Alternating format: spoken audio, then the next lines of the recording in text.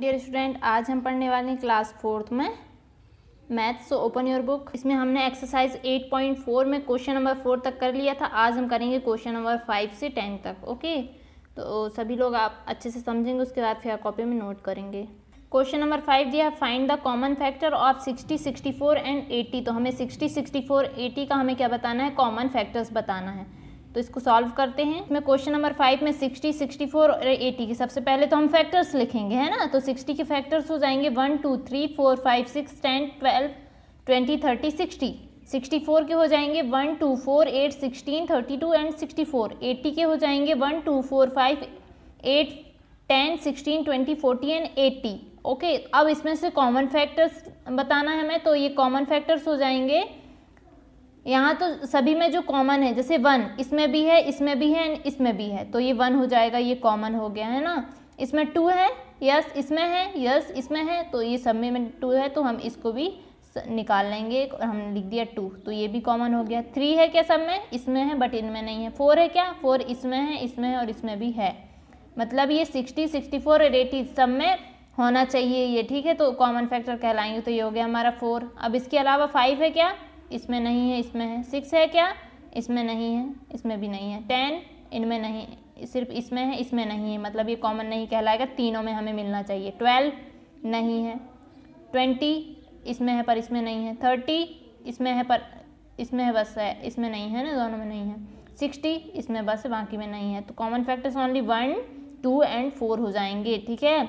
60, 64 and 80 के common factor 1 2 4, ये हो जाएगा आंसर। पर उसके पहले आपको इनके फैक्टर्स लिखने पड़ेंगे, फिर इनमें से चूज करके और यहाँ पर कॉमन फैक्टर्स बताना होगा, ठीक है। तो ये हो जाएगा हमारा क्वेश्चन नंबर 5 का आंसर। अब question number 6, find the 5 common multiples of 4 12 and 16। अब इसके मल्टीपल्स बताना है, कॉमन मल्टीपल्स 5 बताना है।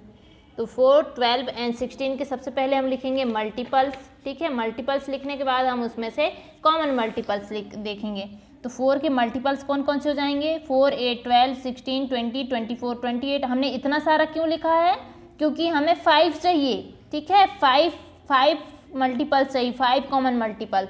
तो इसमें तो मिल ही जाते, पर ये सबसे छोटा नंबर है, बहुत ज़्यादा छोटा, इसलिए हमें इतना सारा लिखना पड़ा। तो 1 2 3 4, ये 4 हो गया, है ना।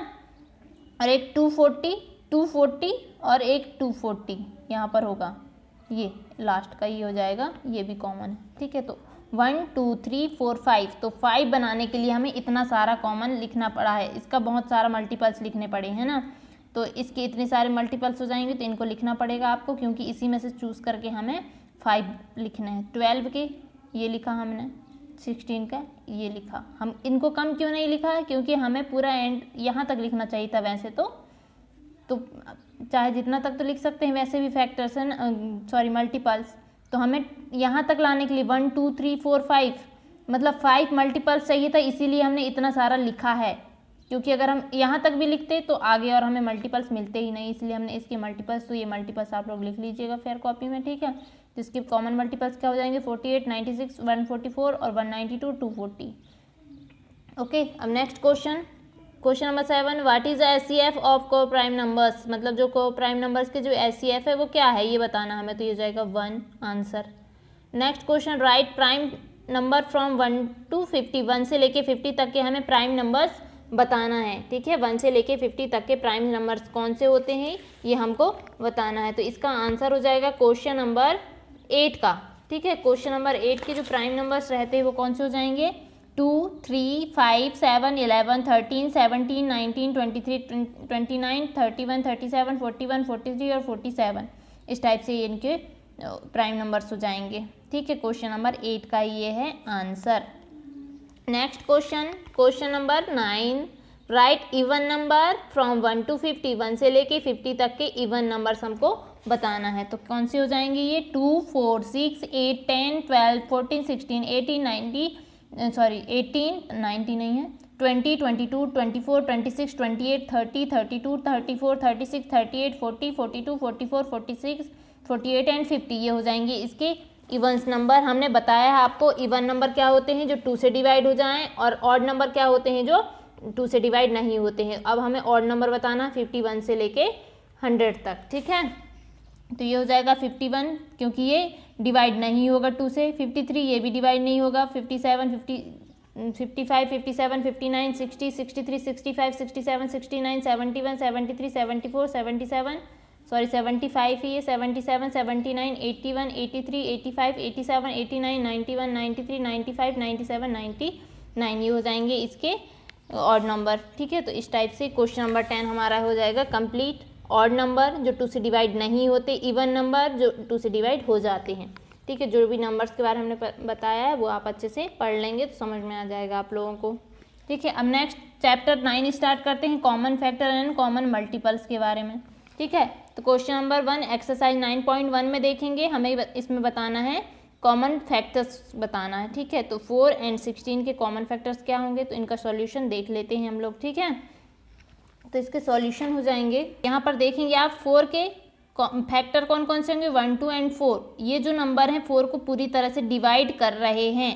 फैक्टर्स क्या होते हैं, जो 1 से 1 तो सभी के लिए कॉमन रहता है और लास्ट एंडिंग वो खुद नंबर रहता है। इसका लास्ट एंडिंग 4 है क्योंकि ये खुद नंबर है, इसके आगे कोई भी फैक्टर इसका नहीं हो सकता है। ठीक है, 16 लास्ट कौन सा है, 16 है। फैक्टर्स की बात कर रहे हैं, मल्टीपल्स की नहीं। ठीक है, मतलब इससे छोटे होते हैं और इसके बराबर होते हैं, यही वाला नंबर रहता है लास्ट में, है ना।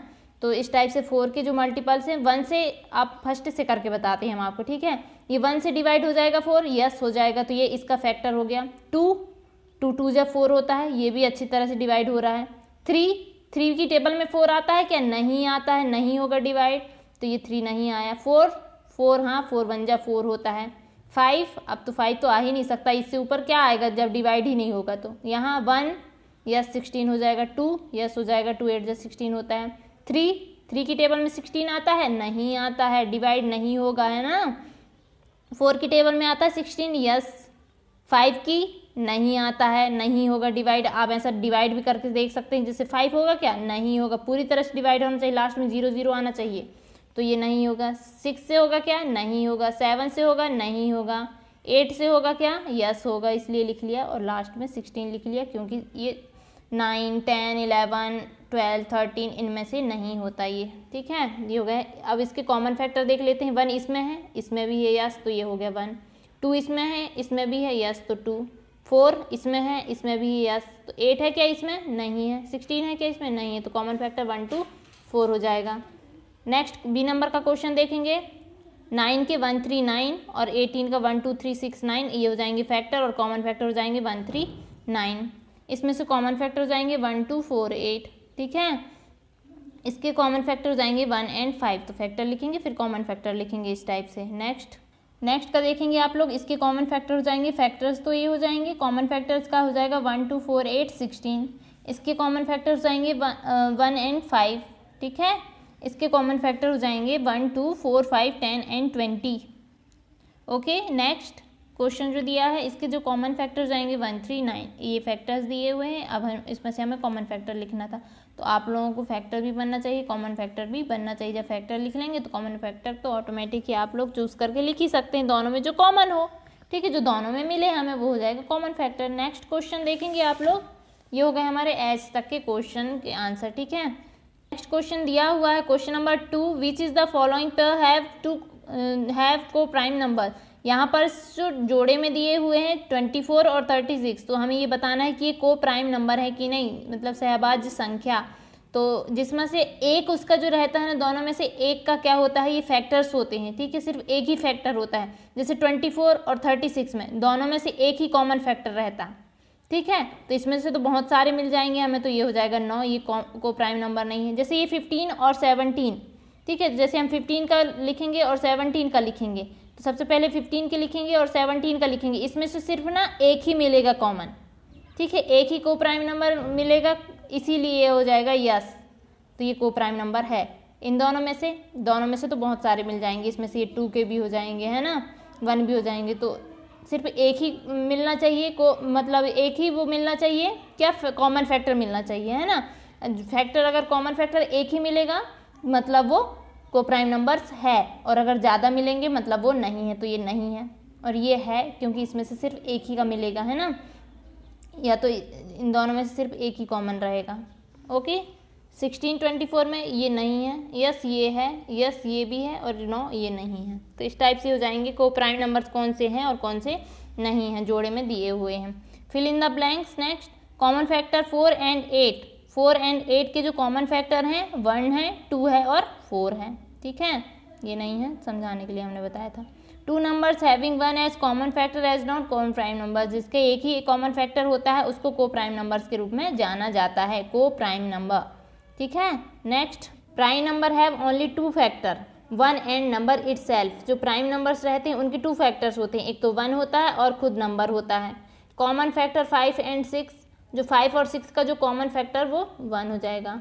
17 एंड 23 आर को प्राइम नंबर। 17 और जो 23 है वो को प्राइम नंबर्स है। ठीक है, तो ये हमारा हो गया आज एक्सरसाइज 9.1। नेक्स्ट कल करेंगे हम एक्सरसाइज, तो ये आपका होमवर्क हो जाएगा। आप क्वेश्चन नंबर 5 से लेके और जो हमने आज चैप्टर 9 स्टार्ट किया है कॉमन फैक्टर्स और कॉमन मल्टीपल्स के बारे में, तो आपको ये एक्सरसाइज कंप्लीट करना है फेयर कॉपी में, बुक में भी फिल कर लेंगे जो फिल करने लायक होगा। ठीक है, और इसकी फ़ोटो क्लिक करके आपको हमारे पास सेंड करना, बस यही आपका होमवर्क है। तो आप अपना होमवर्क करेंगे। Okay, thank you, bye.